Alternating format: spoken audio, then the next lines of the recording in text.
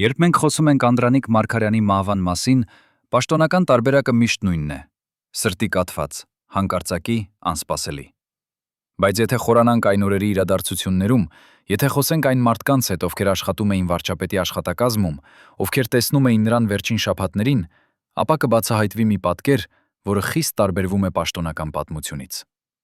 Վարչապետը վերջին 2 շաբաթվա ընթացքում դարձել էր անճանաչելի։ Նա, ով միշտ հանդես էր գալիս հանգիստ, հավասարակշռված, ով երբեք չէր բարձրացնում ձայնը, հանկարծ սկսեց փակվել իր աշխատասենյակում ժամերով, մերժել հանդիպումները, եւ ըստ նրա անձնական օգնականի վկայությունների, գիշերները գրեթե չէր քնում։ Մի անգամ մարտի 21-ին, երբ նրա քարտուղարուհին մտավ սենյակ բերելու թեյ, նա տեսավ, որ Մարգարյանը նստած է գրասեղանի առջև, ձեռքերը գլխին, եւ նայում է մի թղթի, որը անմիջապես թաքցրեց դարակում։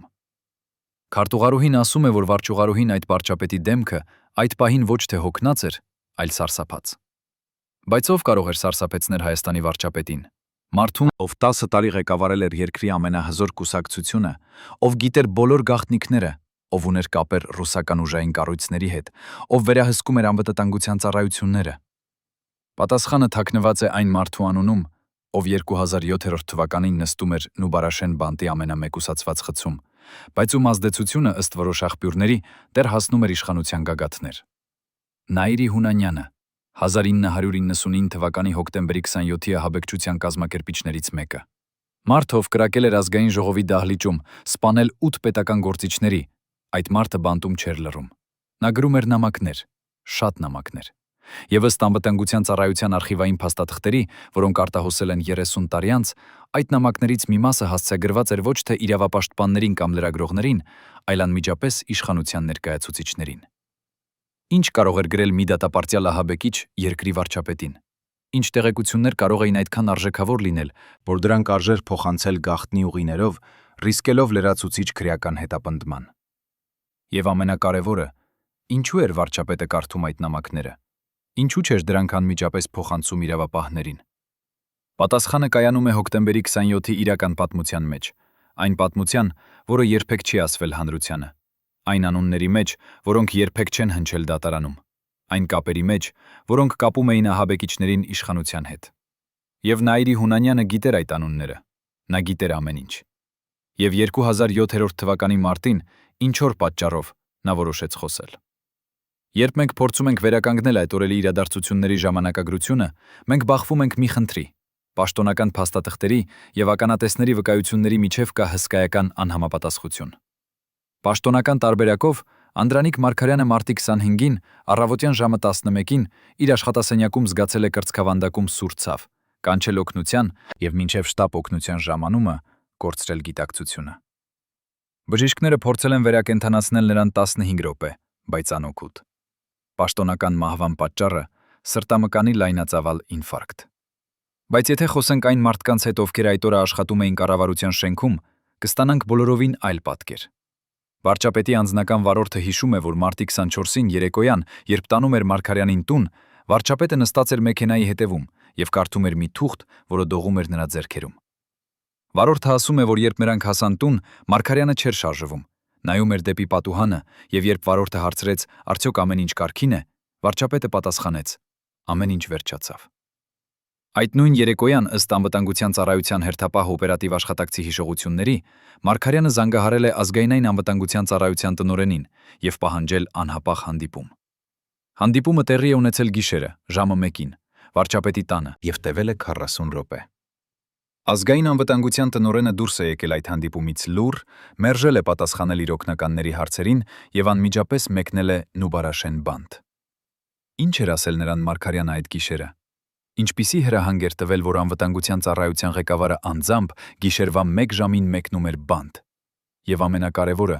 ինչու հենց այդ գիշերվանից հետո, մարտի 24-ից 25-ի առավոտ, Նաիրի Հունանյանի խուցը դրվեց լրիվ մեկուսացման տակ։ Արկելվեց ցանկացած այցելություն, նույնիսկ իրավաբանի, եւ հատուկ հրահանգով բոլոր նամակները, որոնք նա գրել էր վերջին 2 շաբաթվա ընթացքում, բռնագրավվեցին եւ փոխանցվեցին անվտանգության ծառայություն։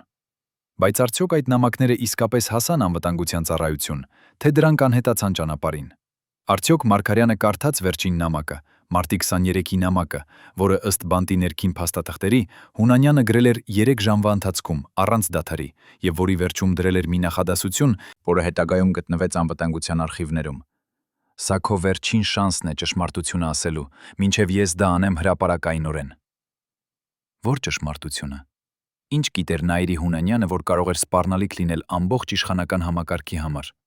Եվ արդյոք հենց այդ սպառնալիքն էր, որ կանգնեցրեց վարչապետի սիրտը։ Երբ մենք խոսում ենք հոկտեմբերի 27-ի մասին, մենք միշտ հիշում ենք զոհերին՝ Վազգեն Սարգսյանին, Կարեն Դեմիրճյանին, Հենրիկ Աբրահամյանին, Լեոնարդ Պետրոսյանին, Միքայել Կոթանյանին, Ռուբեն Միրոյանին, Արմենակ Արմեմենակյանին, Հրայր Մարուքյանին։ Մենք հիշում ենք այդ ողբերգական օրը, երբ ազգային ժողովի դահլիճում հնչեցին կրակոցներ, երբ հայ ժողովրդի ամենաազդեցիկ քաղաքական գործիչները սպանվեցին մի քանի րոպեի ընթացքում։ Բայց մենք հազվադեպ ենք խոսում այն մասին, թե ով էր իրականում պատվիրել այդ ահաբեկչությունը, ում էր դա ձեռնտու, ով էր ֆինանսավորել, ով էր տվել տեղեկություններ անվտանգության համակարգի թույլ կետերի մասին։ Պաշտոնական տարբերակով դա էր մի խումբ ֆանատիկների գործողություն, ովքեր ուզում էին փրկել երկիրը։ Բայց ցանկացած լուրջ քննիչ, ով ուսումնասիրել է այդ գործը, գիտի, որ այդպիսի բարդ օպերացիան անհնար է իրականացնել առանց ներսից օգնության, առանց բարձր մակարդակի պաշտպանության, առանց հզոր ֆինանսական եւ քաղաքական աջակցության։ Եվ Նաիրի Հունանյանը գիտեր, թե ով էր տվել այդ օգնությունը։ Նա գիտեր անունները, նա գիտեր հանդիպումների վայրերը, նա գիտեր փողի աղբյուրները։ Եվ ամենակարևորը, նա ուներ ապացույցներ։ Ըստ նրա իրավաբանի վկայության, որը տրվել է 30 տարի անց, երբ նա արդեն ապահով զգում էր իրեն արտերկրում, Հունանյանը բանտում պահում էր մի փոքրիկ տետրակ, որտեղ գրված էին ամսաթվեր, անուններ, գումարներ։ Այդ տետրակը նա թաքցել էր այնպես, որ նույնիսկ բանտի ամենամանրակրկիտ խուզարկությունները չէին կարող գտնել։ Բայց 2007 թվականի մարտին ինչ-որ պատճառով Հունանյանը որոշեց օգտագործել այդ տեղեկությունները։ Ինչու հենց այդ պահին, ինչ փոխվեց։ Ըստ որոշ աղբյուրների, պատճառը կայանում էր նրանում, որ Հունանյանը իմացել էր, իշխանությունները պլանավորում են նրան տեղափոխել ավելի խիստ ռեժիմի բանտ, որտեղ նա կլիներ լիովին մեկուսացված, առանց որևէ կապի արտաքին աշխարհի հետ։ Եվ նա որոշեց գործել։ Մարտի 11-ին Հունանյանը գրեց իր առաջին նամակը Անդրանիկ Մարգարյանին։ Այդ նամակում, ըստ անվտանգության ծառայության արխիվային փաստաթղթերի, որոնք արտահոսել են տասնամյակներ անց, Հունանյանը գրել էր. «Պարոն վարչապետ, ես գիտեմ, որ դուք չեք ուզում, որ որոշ անուններ հնչեն հրապարակայնորեն։ Ես կարող եմ լռել, բայց դրա համար ինձ պետք է երաշխիքներ, որ ես չեմ մեկուսացվի եւ կկարողանամ շարունակել իմ պայքարը դատարանում»։ Այս նամակը, ըստ բանտի ներքին փաստաթղթերի, փոխանցվել է վարչապետի աշխատակազմ մարտի 13-ին։ Մարտի 15-ին Հունանյանը գրեց երկրորդ նամակ, ավելի կոնկրետ, ավելի սպառնալից։ Այդ նամակում նա նշել էր 3 անուն, 3 բարձրաստիճան պաշտոնյաների անուն, ովքեր ըստ նրա ֆինանսավորել էին հոկտեմբերի 27-ի ահաբեկչությունը։ Եվ նա ավելացրել էր. «Եթե մինչև մարտի 20-ը ես չստանամ պատասխան, ես կսկսեմ խոսել իմ իրավաբանի հետ, եւ այդ անունները կհնչեն դատարանում»։ Այս նամակը հասել է վարչապետին մարտի 17-ին, եւ հենց այդ օրվանից Մարգարյանի վարքագիծը սկսեց փոխվել։ Նրա մերձավոր աշխատակիցները հիշում են, որ մարտի 17-ից հետո վարչապետը դարձավ խիստ նյարդային։ Նա սկսեց չեղարկել հանդիպումները, ժամերով փակվել աշխատասենյակում, եւ երբ ինչ-որ մեկը փորձում էր մտնել, նա կտրուկ թաքցնում էր թղթերը։ Մարտի 19 օրը երեկոյան նա հրավիրեց իր ամենամոտ խորհրդականներից 3-ին գաղտնի հանդիպման։ Այդ հանդիպումը տեղի ունեցավ ոչ թե կառավարության շենքում, այլ մի անվտանգ տանը, Երևանի արվարձաններից մեկում։ Ըստ այդ հանդիպման մասնակիցներից մեկի վկայության, որը տրվել է տարիներ անց, Մարգարյանը ցույց տվեց նրանց Հունանյանի նամակները եւ հարցրեց. «Ինչ անել»։ Խորհրդականները բաժանվեցին 2 ճամբարի։ Մեկ մասը ասաց, որ պետք է անտեսել այդ նամակները, որ դրանք պարզապես շանտաժի փորձ են, որ Հունանյանը բանտում է եւ չի կարող վնաս հասցնել։ Բայց մյուս մասը, ավելի փորձառու, ավելի իմաստուն, ելի իմաստուն, ասաց. «Եթե նա իսկապես ունի ապացույցներ, եթե նա իսկապես գիտի անունները, ապա մենք ունենք լուրջ խնդիր»։ Մարգարյանը լսեց 2 կողմերին, բայց որոշում չկայացրեց։ Նա ասաց, որ պետք է ժամանակ մտածելու համար։ Բայց ժամանակ չկար։ Մարտի 21-ին Հունանյանը գրեց իր 3-րդ նամակը, վերջնագիրը։ Այդ նամակում նա այլևս չէր խնդրում, այլ պահանջում էր։ Նա գրել էր. «Ես տալիս եմ ձեզ 48 ժամ։ Եթե մինչև մարտի 23-ը ես չստանամ երաշխիքներ, որ իմ գործը կվերանայվի եւ ես կազատվեմ մեկուսացումից, ապա մարտի 24-ին ես կտամ իմ իրավաբանին ամբողջ ցանկը, անուններով, ամսաթվերով, գումարներով, եւ այդ ցանկը կհրապարակվի»։ Այս նամակը հասավ Մարգարյանին մարտի 22-ին, երեկոյան։ Եվ հենց այդ երեկոյան վարչապետը զանգահարեց ազգային անվտանգության տնօրենին եւ պահանջեց գիշերային հանդիպում։ Ինչ խոսեցին նրանք այդ գիշերը, մարտի 22-ից 23-ի գիշերը, երբ Մարգարյանը գիտեր, որ մնացել է 24 ժամ մինչև Հունանյանի սպառնալիքի իրականացումը։ Արդյոք նրանք որոշեցին գործել, արդյոք նրանք պլանավորեցին Հունանյանի լիակատար մեկուսացումը, թե նրանք մտածեցին ավելի ծայրահեղ լուծումների մասին։ Մենք չգիտենք, քանի որ այդ հանդիպման մասին չկան պաշտոնական արձանագրություններ, չկան ականատեսներ, կան միայն ենթադրություններ եւ արտահոսքեր։ Բայց մենք գիտենք մի բան. մարտի 23-ին առավոտյան վաղ ազգային անվտանգության տնօրենը անձամբ մեկնեց Նուբարաշեն բանդ, հանդիպեց Հունանյանի հետ, եւ այդ հանդիպումից հետո Հունանյանի խուցը դրվեց լրիվ մեկուսացման տակ։ Բոլոր նամակները բռնագրավվեցին, բոլոր այցելությունները արգելվեցին, նույնիսկ իրավաբանի այցելությունները հյունները հետաձգվեցին անորոշ ժամկետով։ Եվ մարտի 24-ին երեկոյան, երբ Մարգարյանը վերադարձավ տուն իր վարորդի հետ, երբ նա նստած էր մեքենայի հետևում եւ կարդում էր մի թուղթ դողացող ձեռքերով, երբ նա ասաց իր վարորդին.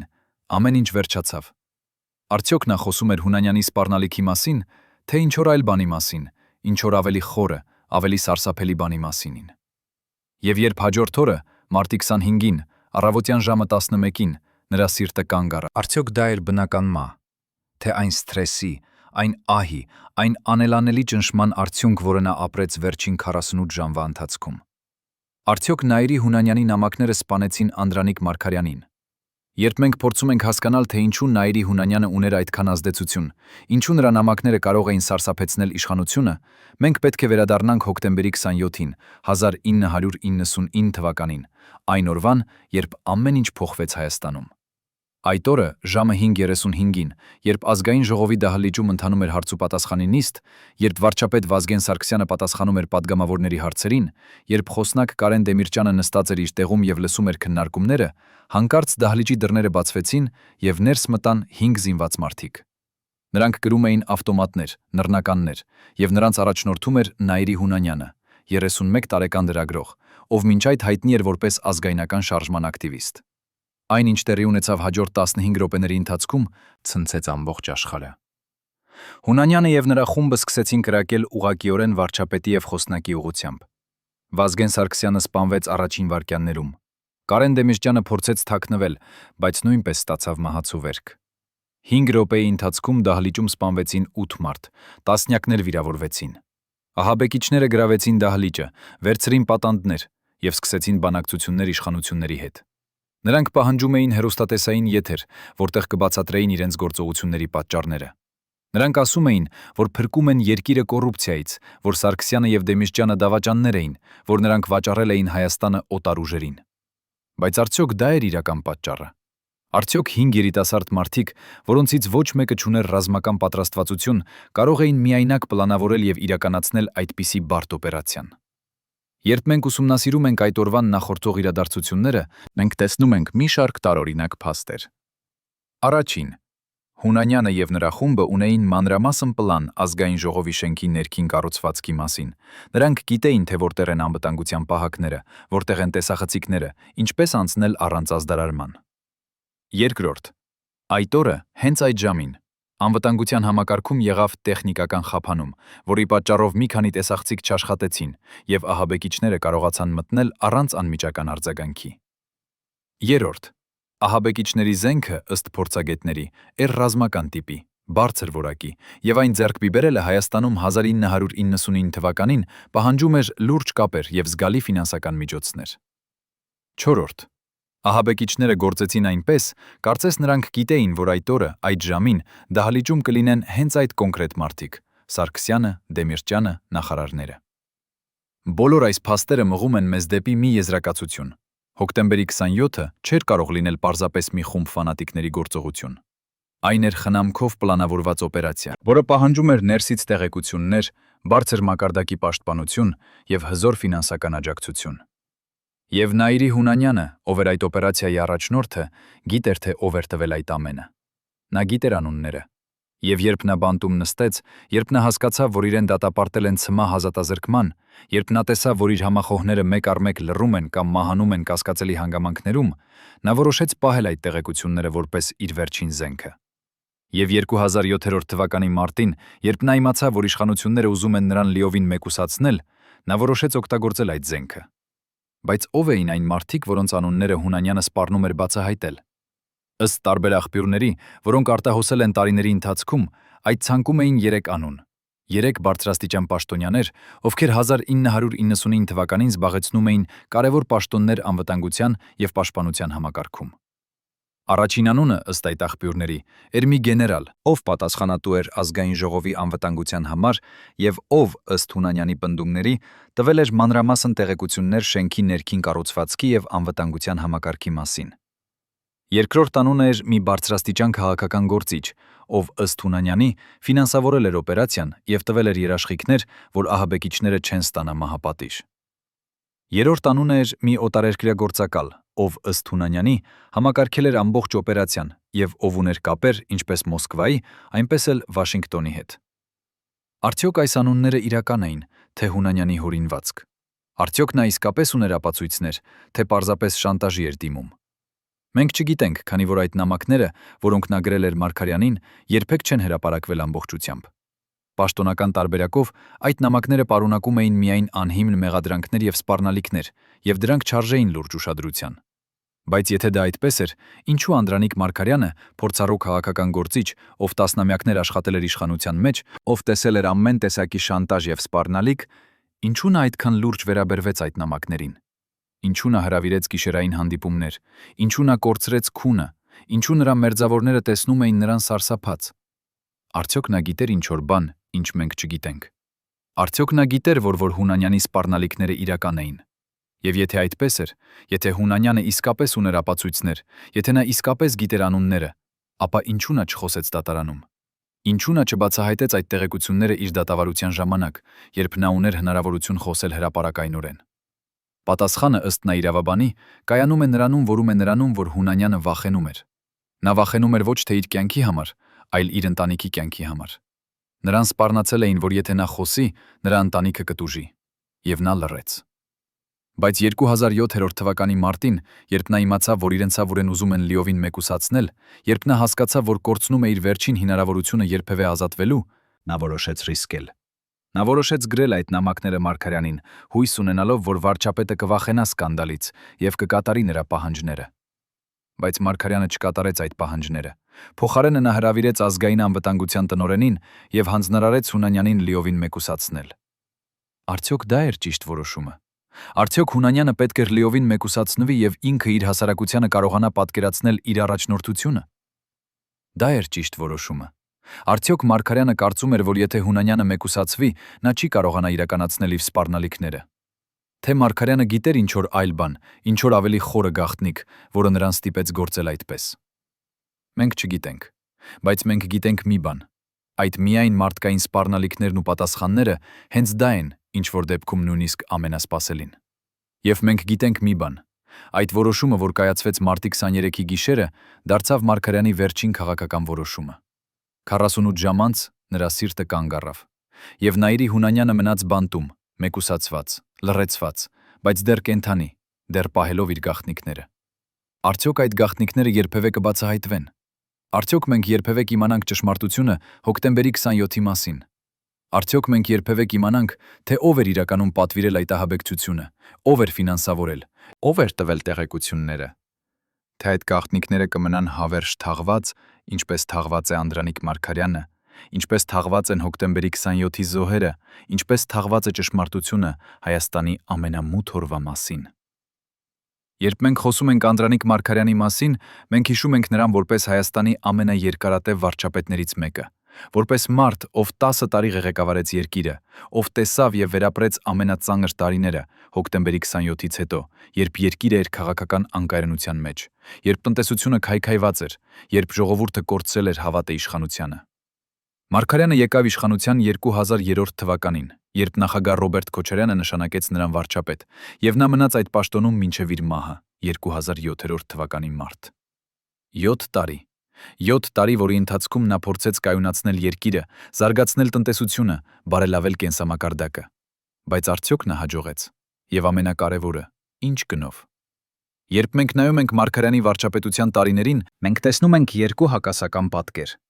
Մի կողմից տնտեսական աճ, օտարերկրյա ներդրումներ, նոր ճանապարհներ, նոր շենքեր, Երևանի վերակառուցում։ Պաշտոնական վիճակագրությունը ցույց էր տալիս, որ երկրի տնտեսությունը աճում էր տարեկան 10-ից 15%-ով, որ աղքատության մակարդակը նվազում էր, որ միջին աշխատավարձը բարձրանում էր։ Բայց մյուս կողմից կոռուպցիայի աննախադեպ աճ, օլիգարխների հզորացում, հարստության կենտրոնացում նեղ շրջանակում, սոցիալական անհավասարության խորացում։ Երբ Մարգարյանը դարձավ վարչապետ, Հայաստանում կային մի քանի միլիոնատեր։ Երբ նա մահացավ, երկրում կային արդեն տասնյակ միլիոնատերեր և մի քանի միլիարդատերեր։ Ինչպես դա տեղի ունեցավ 7 տարվա ընթացքում։ Պատասխանը կայանում է այն համակարգում, որը ստեղծվեց Մարգարյանի վարչապետության տարիներին։ Այդ համակարգը հիմնված էր մի պարզ սկզբունքի վրա. իշխանությունը և բիզնեսը միաձուլված էին։ Ով ուներ քաղաքական ազդեցություն, նա ստանում էր բիզնես արտոնություններ։ Ով ուներ բիզնես, նա ստանում էր քաղաքական պաշտպանություն։ Եվ այս համակարգի կենտրոնում էր վարչապետը, Թանդրանիկ Մարգարյանը, ով ըստ բազմաթիվ աղբյուրների անձամբ վերահսկում էր ամենախոշոր բիզնես գործարքները,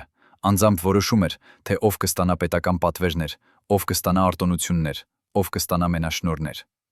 Այս համակարգը բերեց հսկայական հարստություն նեղ շրջանակի համար, բայց նաև հսկայական դժգոհություն լայն զանգվածների մոտ։ Եվ հենց այս համակարգի մասին էր խոսում Նաիրի Հունանյանը իր նամակներում։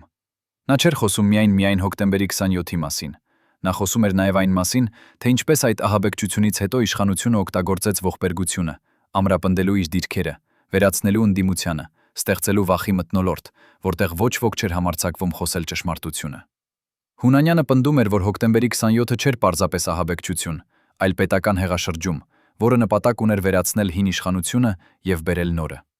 Եվ այդ նոր իշխանությունը, ըստ Հունանյանի, օգտագործեց ահաբեկիչներին որպես գործիք, իսկ հետո նրանց դատապարտեց և լռեցրեց, որպեսզի նրանք երբեք չկարողանան պատմել ճշմարտությունը։ Արդյոք այս տեսությունը ճիշտ է։ Արդյոք հոկտեմբերի 27-ը իսկապես էր պետական հեղաշրջում։ Պաշտոնական տարբերակը միշտ մերժել է այս տեսությունը, պնդելով, որ դա էր մի խումբ ֆանատիկների գործողություն, որոնք ուզում էին փրկել երկիրը, բայց փոխարենը բերին ողբերգություն։ Բայց եթե մենք նայենք այն փաստերին, որոնք հայտնի են դարձել տարիների ընթացքում, մենք կտեսնենք, որ այս տեսությունը ունի որոշակի հիմքեր։ Առաջին, ահաբեկիչները ունեին մանրամասն տեղեկություններ, որոնք կարող էին ստանալ միայն ներսից։ Երկրորդ, անվտանգության համակարգում եղավ տեխնիկական խափանում հենց այն պահին, երբ ահաբեկիչները մտան շենք։ Երրորդ, ահաբեկիչների զենքը էր բարձր որակի, ռազմական տիպի։ Չորրորդ, ահաբեկչությունից հետո իշխանությունը արագ ամրապնդեց իր դիրքերը, վերացրեց ընդդիմությանը և ստեղծեց մի համակարգ, որտեղ քննադատությունը դարձավ վտանգավոր։ Բայց ամենակարևոր փաստը այն է, որ հոկտեմբերի 27-ից հետո, երբ երկիրը էր շոկի մեջ, երբ ժողովուրդը սգում էր զոհերին, երբ բոլորը սպասում էին, որ իշխանությունը կբացահայտի ճշմարտությունը, փոխարենը եղավ լռություն։ Քննությունը տևեց տարիներ, բայց երբեք չբացահայտվեց, թե ով էր իրականում պատվիրել ահաբեկչությունը, ով էր ֆինանսավորել, ով էր տվել տեղեկությունները։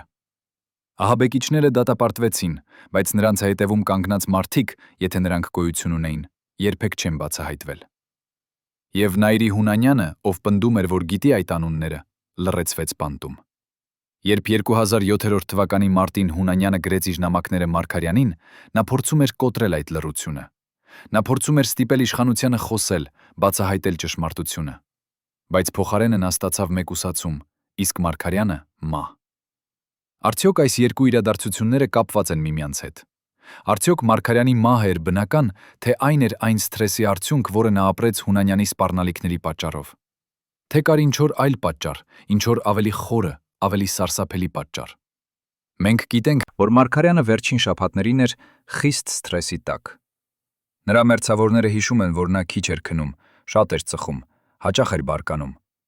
Նա մերժում էր հանդիպումները, փակվում էր աշխատասենյակում, և երբ ինչ-որ մեկը փորձում էր խոսել նրա հետ, նա պատասխանում էր կարճ, նյարդայնորեն։ Ըստ նրա անձնական բժշկի վկայության, որը տրվել է տարիներ անց, Մարգարյանը ուներ սրտի խնդիրներ արդեն մի քանի տարի, բայց նա մերժում էր լուրջ բուժում, ասելով, որ չունի ժամանակ։ Բժիշկը նրան խորհուրդ էր տվել նվազեցնել աշխատանքային ծանրաբեռնվածությունը, հանգստանալ, բայց Մարգարյանը չէր լսում։ Եվ երբ մարտի վերջին շաբաթներին սթրեսը հասավ գագաթնակետի, երբ նա ստացավ Հունանյանի նամակները, երբ նա հասկացավ, որ նրա անունը կարող է կապվել հոկտեմբերի 27-ի հետ, նրա սիրտը չդիմացավ։ Բայց արդյոք դա էր միակ պատճառը։ Արդյոք Մարգարյանի մահը էր միայն սրտի կեր միայն սրտի կաթված, թե կար ինչ-որ այլ գործոն։ Ըստ որոշ աղբյուրների, որոնք երբեք չեն հաստատվել պաշտոնապես, Մարգարյանի մահից հետո նրա աշխատասենյակում գտնվեցին մի քանի դեղամիջոցներ, որոնք նա ընդունում էր վերջին օրերին։ Այդ դեղամիջոցները, ըստ այդ աղբյուրների, էին հզոր հանգստացնող և սրտի դեղեր, որոնք եթե ընդունվեն սխալ դոզայով կամ սխալ համակցությամբ, կարող են հանգեցնել սրտի կաթվի կաթվածի։ Արդյոք Մարգարյանը գիտեր, թե ինչպես ճիշտ ընդունել այդ դեղերը։ Արդյոք նրան ինչ-որ մեկը խորհուրդ էր տվել ընդունել դրանք, թե նա ինքը սթրեսի և ահի տակ սխալ դոզա ընդունեց։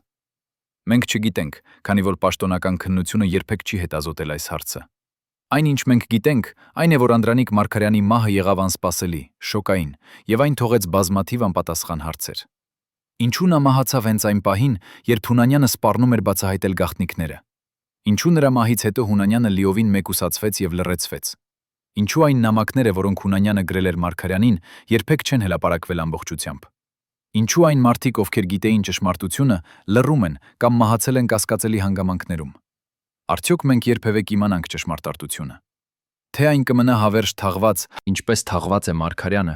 ինչպես թաղված են հոկտեմբերի 27-ի զոհերը, ինչպես թաղված է Հայաստանի ամենամութ գաղտնիքը։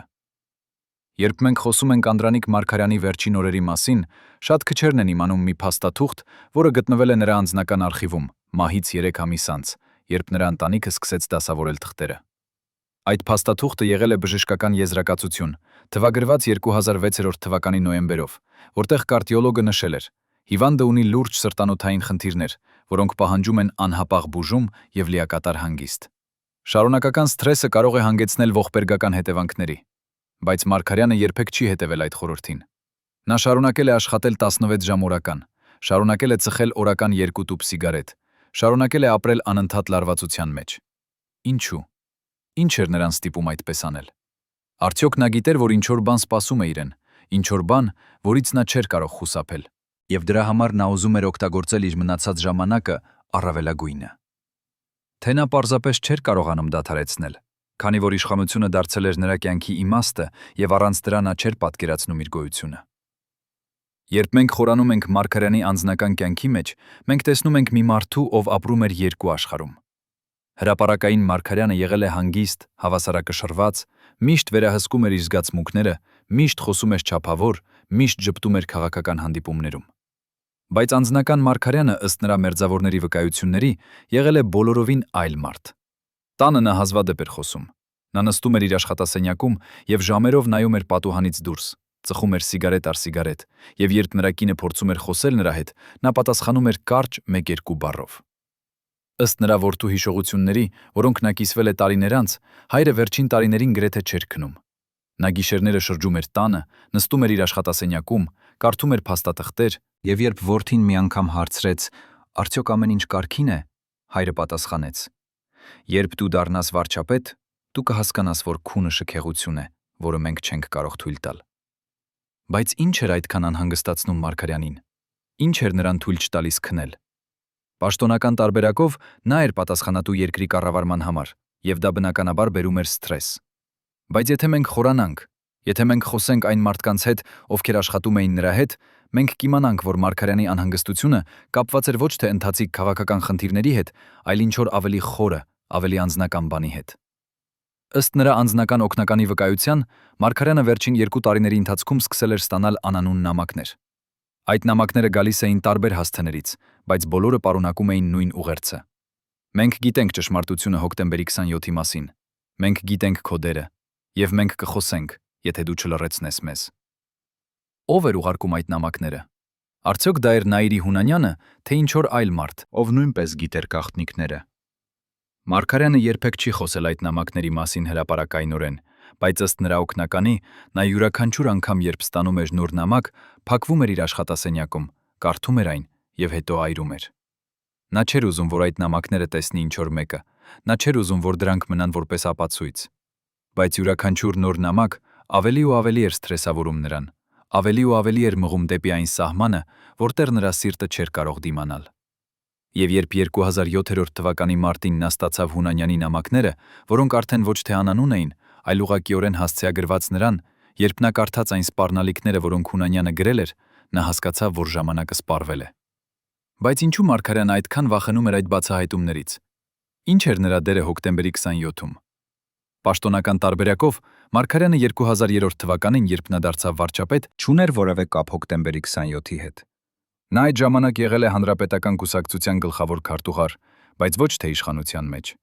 Նա չէր մասնակցել որոշումների կայացմանը, նա չէր ֆինանսավորել ահաբեկիչներին, նա չէր տվել տեղեկություններ։ Բայց ըստ Հունանյանի պնդումների, որոնք նա արտահայտել է իր նամակներում, Մարգարյանը գիտեր ամեն ինչ։ Նա գիտեր, թե ով էր պատվիրել ահաբեկչությունը, նա գիտեր, թե ով էր ֆինանսավորել, նա գիտեր, թե ինչու դա եղավ։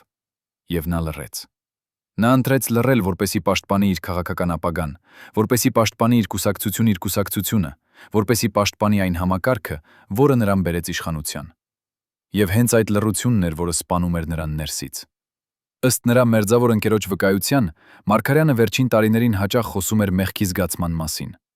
Նա ասում էր, որ երբեմն գիշերները տեսնում է հոկտեմբերի 27-ի զոհերին, տեսնում է Վազգեն Սարգսյանին, Կարեն Դեմիրճյանին, եւ նրանք հարցնում են նրան. ինչու նա լռեց, ինչու նա չպաշտպանեց նրանց։ Ընկերը ասում է, որ Մարգարյանը այդ պահերին լաց էր լինում, ինչը շատ անսովոր էր նրա համար, քանի որ նա միշտ եղել է ուժեղ, վերահսկված մարդ։ Բայց այդ մեղքի զգացումը, այդ ներքին տանջանքը, որը նա կրում էր տարիներ շարունակ, դարձավ այն բեռը, որը նրա սիրտը չկարողացավ կրել։ Երբ մենք նայում ենք Մարգարյանի վերջին շաբաթներին, մենք տեսնում ենք մի մարդու, ով գիտեր, որ վերջը մոտենում է։ Նա սկսեց կարգավորել իր գործերը, նա հանդիպեց իր ամենամոտ մարդկանց հետ, նա տվեց հրահանգներ, թե ինչպես շարունակել աշխատանքը նրանից հետո։ Ըստ նրա փոխանորդի Սերժ Սարգսյանի հիշողությունների, Մարգարյանը մարտի սկզբին հրավիրեց նրան մի անձնական հանդիպման եւ ասաց. «Եթե ինձ հետ ինչ-որ բան պատահի, դու պետք է շարունակես այն, ինչ մենք սկսել ենք։ Բայց հիշիր, երբեք մի թույլ տուր, որ անցյալի գաղտնիքները ոչնչացնեն ապագան»։ Սարգսյանը այդ պահին չհասկացավ, թե ինչ նկատի ուներ Մարգարյանը, բայց հետագայում, երբ նա իմացավ Հունանյանի նամակների մասին նա հասկացավ, որ Մարգարյանը գիտեր, որ վտանգը իրական է։ Բայց արդյոք Մարգարյանը կարող էր խուսափել այդ վտանգից։ Արդյոք նա կարող էր պարզապես անտեսել Հունանյանի սպառնալիքները եւ շարունակել իր աշխատանքը։ Թե նա գիտեր, որ եթե Հունանյանը խոսի, եթե նա բացահայտի այն անունները, որոնք նա պնդում էր, որ գիտի, ապա ամբողջ իշխանական համակարգը կկործանվի։ Եվ Մարգարյանը, որպես այդ համակարգի մի մասը, որպես մարդ, ով տարիներ շարունակ պաշտպանել էր այդ համակարգը, չէր կարող թույլ տալ, որ դա տեղի ունենա։ Նա պետք է գործեր։ Եվ նա գործեց։ Նա հրավիրեց ազգային անվտանգության տնօրենին, նա հանձնարարեց Հունանյանին լիովին մեկուսացնել։ Նա հույս ուներ, որ դա կլուծի խնդիրը, բայց դա չլուծեց։ Քանի որ Հունանյանը արդեն ուղարկել էր իր նամակները, արդեն արել էր իր սպառնալիքները, եւ Մարգարյանը գիտեր, որ նույնիսկ եթե Հունանյանը լռեցվի, կան ուրիշներ, ովքեր գիտեն ճշմարտությունը, կան ուրիշներ, ովքեր կարող են խոսել։ Եվ այդ գիտակցությունը, այդ անվերջ սպասումը, թե երբ է հաջորդ հարվածը գալու, դարձավ այն վերջին հարվածը, որը նրա սիրտը չդիմացավ։ Մարտի 25-ին, երբ նա նստած էր իր աշխատասենյակում, երբ նա կարդում էր հերթական զեկույցը, հանկարծ նա զգաց սուր ցավ կրծքավանդակում։ Նա փորձեց կանչել օգնության, բայց ձայնը չելավ։ Նա փորձեց կանգնել, բայց ոտքերը չհնազանդվեցին։ Նա ընկավ գրասեղանի վրա, եւ վերջին բանը, որ նա տեսավ, եղավ այն թուղթը, որը նա կարդում էր։ Հունանյանի վերջին նամակի պատճենը, որը անվտանգության ծառայությունը ուղարկել էր նրան։ Եվ այդ նամակի վերջին նախադասությունը, որը նա կարդաց մինչև գիտակցությունը կորցնելը, եղավ. «Ճշմարտությունը միշտ գալիս է լույս, անկախ նրանից, թե որքան խորը դու փորձես թաղել այն»։ Երբ մենք խոսում ենք հարստության եւ իշխանության մասին Հայաստանում 2000-ականների սկզբին, մենք պետք է հասկանանք մի պարզ ճշմարտություն։ Այդ երկու բաները միաձուլված էին այնպես, որ անհնար էր տարանջատել դրանք։ Ով ուներ իշխանություն, նա ստանում էր հարստություն։ Ով ուներ հարստություն, նա գնում էր իշխանություն։ Եվ այս համակարգի կենտրոնում, ըստ բազմաթիվ աղբյուրների, կանգնած էր Անդրանիկ Մարգարյանը։ Մարդ, ով վերահսկում էր ամենախոշոր բիզնես գործարքները, ով որոշում էր, թե ով կստանա պետական պատվերներ, ով կստանա արտոնություններ, ով կստանա մենաշնորհներ։ Բայց ինչքան հարուստ էր ինքը Մարգարյանը, ինչքան փող էր նա կուտակել իր 7 տարվա վարչապետության ընթացքում։ Եվ ամենակարևորը, որտեղից էր գալիս այդ փողը։ Պաշտոնական տարբերակով Մարգարյանը եղել է համեստ մարդ, ով ապրում էր իր պաշտոնական աշխատավարձով, որը կազմում էր ամսական մոտավորապես $500։ Նա ապրում էր պետական բնակարանում, վարում էր պետական մեկ պետական մեքենա եւ չուներ որևէ շքեղ սովորություններ։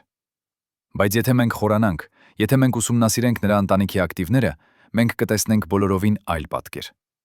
Ըստ անկախ լրագրողների հետազոտությունների, որոնք հրապարակվել են տարիներ անց, Մարգարյանի ընտանիքը տիրապետում էր մի քանի խոշոր ընկերությունների, որոնք զբաղվում էին շինարարությամբ, ներմուծմամբ, էներգետիկայով։ Այդ ընկերությունները պաշտոնապես գրանցված էին նրա հարազատների անունով՝ եղբայրների, քույրերի, հորեղբայրների, բայց ըստ այդ հետազոտությունների, իրական սեփականատերը եղել է ինքը Մարգարյանը։ Ինչպես դա աշխատում էր։ Համակարգը եղել է պարզ, բայց արդյունավետ։ Երբ պետությունը հայտարարում էր մրցույթ մեծ շինարարական նախագծի համար, օրինակ նոր ճանապարհի կառուցում կամ պետական շենքի վերանորոգում, Մարգարյանի ընտանիքի ընկերություններից մեկը հայտ էր ներկայացնում։ Եվ հրաշքով այդ ընկերությունը միշտ հաղթում էր մրցույթում, նույնիսկ եթե նրա առաջարկը չէր ամենացածր գինը կամ ամենաբարձր որակը։ Ինչու՞։ Քանի որ որոշումը կայացնում էր վարչապետի աշխատակազմը եւ բնականաբար նրանք ընտրում էին այն ընկերությունը, որը կապված էր վարչապետի հետ։ Այսպես, տարեկան տասնյակ միլիոն դոլարներ պետական բյուջեից հոսում էին դեպի Մարգարյանի ընտանիքի գրպանները։ Բայց դա միայն մի մասն էր։ Կար նաեւ ներմուծման բիզնեսը։ Հայաստանը 2000-ականների սկզբին ներմուծում էր գրեթե ամեն ինչ՝ սննդամթերքից մինչև մեքենաներ, էլեկտրոնիկայից մինչև դեղամիջոցներ։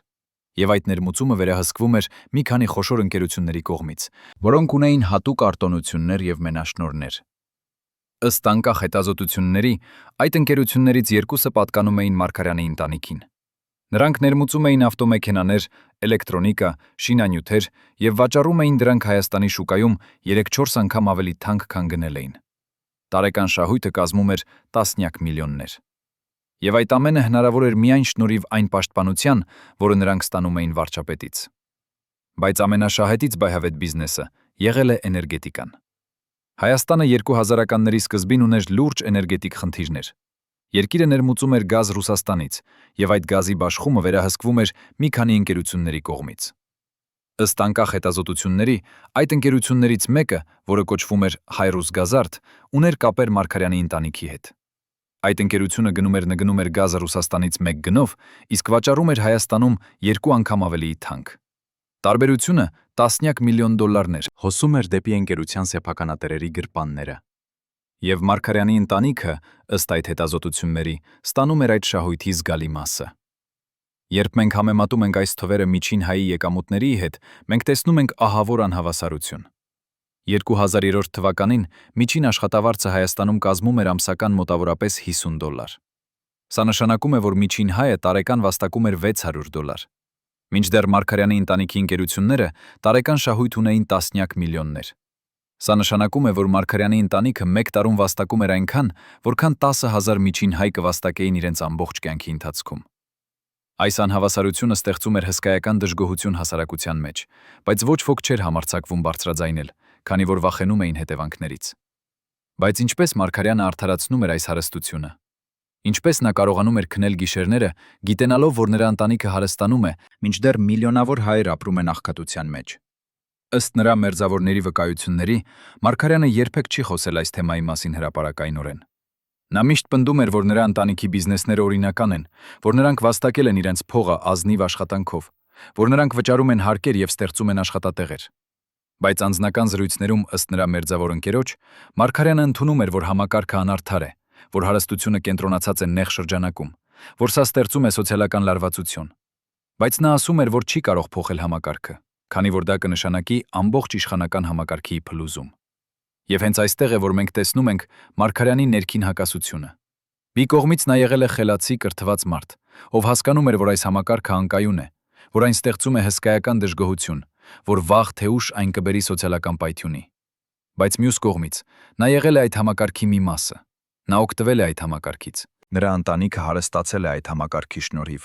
եւ նա չէր կարող դավաճանել այդ համակարգին, քանի որ դա կնշանակեր դավաճանել իր ընտանիքին, իր կուսակցությանը, իր քաղաքական ապագային։ Այսպիսով նա ընտրեց շարունակել, ընտրեց լռել, ընտրեց պաշտպանել այդ համակարգը, նույնիսկ եթե դա նշանակում էր ապրել անընդհատ մեղքի զգացման եւ ներքին տանջանքի մեջ։ Եվ երբ Նաիրի Հունանյանը սկսեց իր նամակները, երբ նա սկսեց սպառնալ բացահայտել ճշմարտությունը ոչ միայն հոկտեմբերի 27-ի, այլ նաև այն կոռուպցիոն ցանցի մասին, որը կապում էր իշխանությանը եւ բիզնեսը, Մարգարյանը հասկացավ, որ վտանգը իրական է։ Քանի որ եթե Հունանյանը խոսեր, եթե նա բացահայտեր այն մանրամասները, որոնք նա պնդում էր, որ գիտի, ապա ոչ միայն Մարգարյանի քաղաքական կարիերան կավարտվեր, այլ նաև նրա ընտանիքի բիզնեսները կքայքայվեին, նրա հարստությունը կբռնագրավվեր, եւ նա ինքը կարող էր հայտնվել բանտում։ Եվ այդ վախը, այդ սպասումը, թե երբ է հարվածը գալու, դարձավ այն բեռը, որը նրա սիրտը չկարողացավ կրել։ Արդյոք Մարգարյանի հարստությունը արդարացված էր։ Արդյոք նա իրավունք ուներ օգտագործել իր իշխանությունը հարստացնելու իր ընտանիքին։ Թե նա դավաճանեց այն ժողովրդին, որը նրան վստահեց իշխանությունը։ Մենք թողնում ենք այս հարցերը ձեզ դիտողներիս, որpիսի դուք ինքներդ որոշեք, թե ինչպես գնահատել Անդրանիկ Մարգարյանի ժառանգությունը։ Երբ մենք փորձում ենք հասկանալ, թե ինչու Նաիրի Հունանյանը որոշեց խոսել հենց 2007 թվականի մարտին, մենք պետք է վերադառնանք մի քանի ամիսի հետ, 2006 թվականի աշնան, երբ բանտում տեղի ունեցավ մի իրադարձություն, որը փոխեց ամեն ինչ։ Այդ ժամանակ Նուբարաշեն բանտում նստում էր մեկ այլ դատապարտյալ, Վահագն Չախալյանը, ով դատապարտված էր սպանության համար, եւ ում խուցը գտնվում էր Հունանյանի խցից ընդամենը 3 դռներ հեռու։ Չախալյանը ըստ բանտի ներքին փաստաթղթերի եղել է հատուկ կարգավիճակի դատապարտյալ, ինչը նշանակում էր, որ նա ուներ որոշակի արտոնություններ, ավելի երկար զբոսանք, հնարավորություն ունենալ գրքեր, նույնիսկ հնարավորություն ընդունել այցելուներ առանց ապակեպատի։ Բայց 2006 թվականի հոկտեմբերին Չախալյանը հանկարծ մահացավ իր խցում։ Պաշտոնական տարբերակը սրտի կաթված, բայց ըստ այլ դատապարտյալների վկայությունների, Չախալյանը վերջին օրերին խոսում էր, որ ինչ-որ մեկը սպառնում է նրան, որ նա վախենում է իր կյանքի համար։ Ինչու էր Չախալյանը վախենում։ Ինչ էր նա գիտում։ Ըստ Հունանյանի հետագա պնդումների, որոնք նա արտահայտել է իր իրավաբանի հետ զրույցներում, Չախալյանը եղել է այն մարդը, ով կապում էր Հունանյանին արտաքին աշխարհի հետ։ Նա եղել է այն մարդը, ով փոխանցում էր Հունանյանի նամակները դուրս, ով բերում էր նրան տեղեկություններ ներսից։ Եվ երբ Չախալյանը մահացավ, Հունանյանը հասկացավ, որ նա կորցրեց իր վերջին կապը արտաքին աշխարհի հետ։ Նա հասկացավ, որ եթե նա չգործի հիմա, եթե նա չխոսի հիմա, ապա նա կմնա հավերժ մեկուսացված, եւ նրա գաղտնիքները կմնան հավերժ թաղված։ Եվ հենց այդ պատճառով նա որոշեց գրել իր նամակները Մարգարյանին։ Նա որոշեց օգտագործել իր վերջին զենքը, այն տեղեկությունները, որոնք նա պահել էր տարիներ շարունակ։ Բայց ինչպես Հունանյանը կարողացավ փոխանցել այդ նամակները Մարգարյանին, եթե Չախալյանն մահացել էր։ Ըստ բանտի ներքին հետազոտության, որը կատարվել է տարիներ անց, Հունանյանը օգտագործել է մեկ այլ ուղի։ Նա կաշառել է բանտի պահակներից մեկին։ Այդ պահակը, ում անունը երբեք չի հրապարակվել, համաձայնվել է փոխանցել Հունանյանի նամակները դուրս փոխարենը զգալի գումարի։ Բայց որտեղից Հունանյանը ուներ փող բանտում։ Ըստ նրա իրավաբանի, Հունանյանի ընտանիքը թեև աղքատ էր, փորձում էր օգնել նրան, ուղարկում էր փոքր գումարներ, որոնք նա կարող էր օգտագործել բանտում։ Եվ Հունանյանը կուտակել էր այդ փողը տարիներ շարունակ, հենց այս պահի համար։ Երբ առաջին նամակը հասավ Մարգարյանին, վարչապետը ըստ նրա օգնականի վկայության չհավատաց, որ դա իրականան է։ Նա կարծեց, որ դա ինչ-որ մեկի փորձ է նրան շանտաժելու, ինչ-որ մեկի խաղ է նրա դեմ։ Բայց երբ նա կարդաց նամակի բովանդակությունը, երբ նա տեսավ այն մանրամասները, որոնք Հունանյանը նշել էր, ամսաթվեր, անուններ, վայրեր, գումարներ, նա հասկացավ, որ դա իրական է։ Նա հասկացավ, որ Հունանյանը իսկապես գիտի ինչ-որ բան, որը կարող է վտանգավոր լինել ամբողջ իշխանական համակարգի համար, եւ նա սկսեց վախենալ։ Բայց ինչու Մարգարյանը չփոխանցեց այդ նամակները իրավապահներին։ Ինչու նա չհայտարարեց, որ ինչ-որ մեկը փորձում է նրան շանտաժել։ Պատասխանը կայանում է նրանում, որ եթե նա դա աներ, եթե նա պաշտոնապես ճանաչեր այդ նամակների գոյությունը, ապա դրանք կդառնային հրապարակային, դրանք կուսումնասիրվեին, եւ այն տեղեկությունները, որոնք Հունանյանը նշել էր, կբացահայտվեին։ Եվ Մարգարյանը չէր ուզում, որ դա տեղի ունենա։ Նա ուզում էր լուծել այս խնդիրը լուռ, առանց աղմուկի, առանց հրապարակայնության։ Եվ հենց այդ պատճառով նա հրավիրեց ազգային անվտանգության տնօրենին եւ հանձնարարեց Հունանյանին լիովին մեկուսացնել։ Նա հույս ուներ, որ եթե Հունանյանը չկարողանա կապվել արտաքին աշխարհի հետ, եթե նա չկարողանա ուղարկել ավելի շատ նամակներ, ապա խնդիրը կլուծվի ինքնին։ Բայց Մարգարյանը սխալվեց։ Քանի որ Հունանյանը արդեն ուղարկել էր իր նամակները, եւ արդեն արել էր իր սպառնալիքները։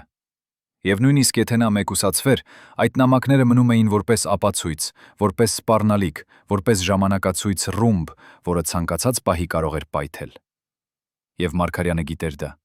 Նա գիտեր, որ նույնիսկ եթե Հունանյանը լռեցվի, կան ուրիշներ, ովքեր գիտեն ճշմարտությունը, կան ուրիշներ, ովքեր կարող են խոսել։ Եվ այդ գիտակցությունը, այդ անվերջ սպասումը, թե երբ է հաջորդ հարվածը գալու, դարձավ այն վերջին հարվածը, որը նրա սիրտը չդիմացավ։ Երբ Մարգարյանը մահացավ, Հունանյանը բանտում իմացավ այդ լուրը հեռուստատեսությունից։ Ըստ նրա խցի հարևանի վկայության, Հունանյանը այդ պահին նստած էր իր անկողնում եւ լաց էր լինում։ Ոչ թե ուրախության լացից, այլ ցավի լացից։ Նա ասաց իր հարևանին. «Ես չէի ուզում, որ նա մեռնի։ Ես ուզում էի, որ նա խոսի, որ նա ասի ճշմարտությունը, բայց նա ընտրեց մահը, քան ճշմարտությունը»։ Եվ այդ պահից սկսած Հունանյանը լռեց։ Նա այլևս չգրեց նամակներ, նա այլևս չարեց սպառնալիքներ։ Նա հասկացավ, որ նրա վերջին հույսը, Մարգարյանը, մահացել է, եւ այժմ նա մնաց միայնակ, մեկուսացված, առանց որևէ հնարավորության երբևէ բացահայտել ճշմարտությունը։ Բայց արդյոք Հունանյանի գաղտնիքները իսկապես մնացին թաղված Մարգարյանի հետ։ Արդյոք այլևս ոչ ոք չգիտի այն անունները, որոնք նա պնդում էր, որ գիտի։ Թե կան դեռ մարդիկ, ովքեր գիտեն ճշմարտությունը, ովքեր սպասում են ճիշտ պահին խոսելու համար։ Մենք չգիտենք, բայց մենք գիտենք մի բան. Անդրանիկ Մարգարյանի մահը չավարտեց այս պատմությունը։ Այն միայն ավելացրեց մեկ այլ գաղտնիք այն բազմաթիվ գաղտնիքների շարքին, որոնք շրջապատում են հոկտեմբերի 27-ը եւ դրանից հետո եկած տարիները։ Եվ մինչև այդ գաղտնիքները բացահայտվեն, մինչև ճշմարտությունը գա լույս, Հայաստանը կշարունակի ապրել այդ ստվերի տակ։ Այն ստվերի, որը ընկած է երկրի վրա 1999 թվականի հոկտեմբերի 27-ից ի վեր։ Արդյոք մենք երբևէ կիմանանք ամբողջ ճշմարտությունը։ Արդյոք մենք երբևէ կիմանանք, թե ով էր իրականում պատվիրել հոկտեմբերի 27-ի ահաբեկչությունը, ով էր ֆինանսավորել, ով էր տվել տեղեկությունները։ Արդյոք մենք երբևէ կիմանանք, թե ինչու Անդրանիկ Մարգարյանը մահացավ հենց այն պահին, երբ Նաիրի Հունանյանը սպառնում էր բացահայտել գաղտնիքները։ Թե այս հարցերը կմնան հավերժ անպատասխան, թաղված այն մարդկանց հետ, ովքեր գիտեին ճշմարտությունը, բայց ընտրեցին լռել։ Պատկերացրեք, որ դուք եք այն 12 մարդկանցից մեկը, ովքեր գիտեին ամեն ինչ Մարգարյանի մասին, յուրաքանչյուր բժշկական գաղտնիք, յուրաքանչյուր փախուստի պլան, յուրաքանչյուր թաքնված թունել Երևանի տակ։ Այժմ պատկերացրեք, որ պետք է ընտրեք պահպանել ձեր հավատարմությունը, թե փրկել ձեր կյանքը։ 2007 թվականի մարտի 22-ին այս մարդիկ կատարեցին ընտրություն, որը փոխեց Հայաստանի պատմությունը։ Ինչն ստիպեց նրանց դավաճանել իրենց գերագույն ղեկավարին։ Այս 12 հոգուց յուրաքանչյուրը ստորագրել էր հատուկ պայմանագիր, երդվելով, որ երբեք չեն բացահայտի այն, ինչ տեսել են վարչապետի ամենամութ օրերին։ Նրանք էին անձնական բժիշկը, ով գիշերները ներարկում էր հզոր դեղամիջոցներ, երբ Մարգարյանի սիրտը սկսում էր խափանվել։ Նրանք էին անվտանգության ծառայության 3 օպերատիվ աշխատակիցները, ովքեր գիտեին թունելների ճշգրիտ քարտեզը։ Նրանք էին 2 հոգեբանները, ովքեր լսում էին վարչապետի խոստովանությունները, այն ահավոր գիշերները, երբ նա արթնանում էր ճչալով հոկտեմբերի 27-ի զոհերի անունները։ Նրանք էին քարտուղարուհին, ով տեսել էր, թե ինչպես Մարգարյանը վերջին շաբաթներին այրում էր փաստաթղթեր յուրաքանչյուր երեկո, մինչև աղբամանը լցվում էր մոխրով։ Նրանք էին անձնական վարորդը, ով տեսել էր, թե ինչպես վարչապետը մարտի 24-ին երեկոյան նստած էր մեքենայի հետևում եւ կրկնում էր մեկ նախադասություն անընդհատ. «Նրանք գալիս են ինձ համար, նրանք գալիս են ինձ համար»։ Եվ նրանք էին այն 2 մարդիկ, որոնց անունները երբեք չեն հնչել պաշտոնական փաստաթղթերում, բայց ովքեր ըստ արտահոսած տեղեկությունների ուղղակի կապ ունեին Մոսկվայի հետ, եւ ովքեր Մարգարյանին զեկուցում էին ոչ թե Երևանին, այլ Լյուբյանկային։ Բայց մարտի 22-ի գիշերը, երբ Մարգարյանը հրավիրեց ազգային անվտանգության տնօրենին եւ պահանջեց Հունանյանի անմիջական մեկուսացում, այս 12 մարդկանցից 6-ը հանդիպեցին գաղտնի վայրում,